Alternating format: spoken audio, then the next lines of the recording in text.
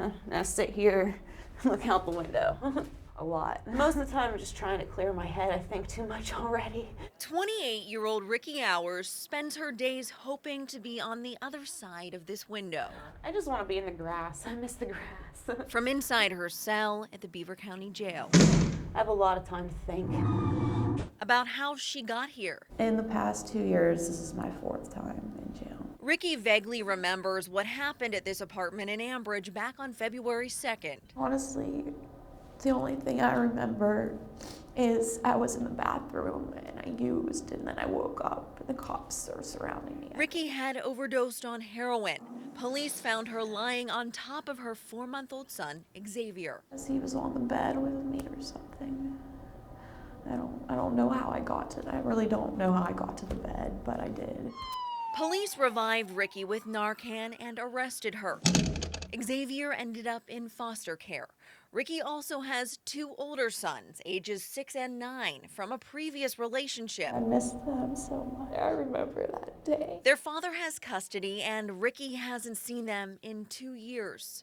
It's nice to see that I used to be happy once. I just want to let all of the mothers out there struggling with addiction that it's not worth it. The losses that you have, losing your children, losing everything that you've worked for, is just not worth the tremendous loss and pain that you feel. Rikki experimented with drugs when she was younger, mostly marijuana.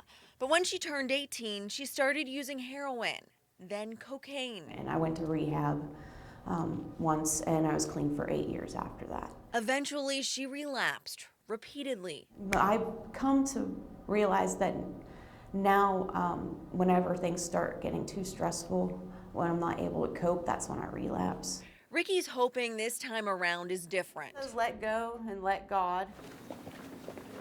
Since being in jail, she's been focused on breaking her addiction. This is a great Bible. For good. Because we are all eternal, all this pain is an illusion. We have a lot of volunteers coming in from local churches, and I've been going to those. NA and AA come every once in a while to do an inside meeting for us. And there's a Bridges to Life program, and they've been helping me learn how to forgive myself, how to be repentant, how to confess my wrongdoings, and Writings. just really giving me the insight to myself that I need to overcome my addiction. She's hopeful when she gets out of jail, she can use what she's learned to help other addicts.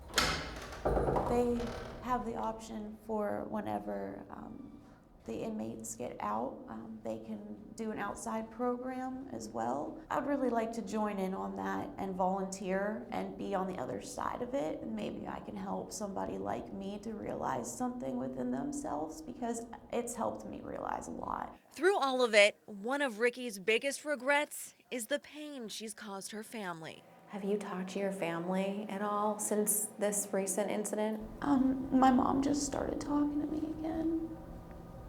She came to visit me last week. You don't just hurt yourself when you're in addiction. You hurt everybody that cares about you. I just want to tell them I'm sorry.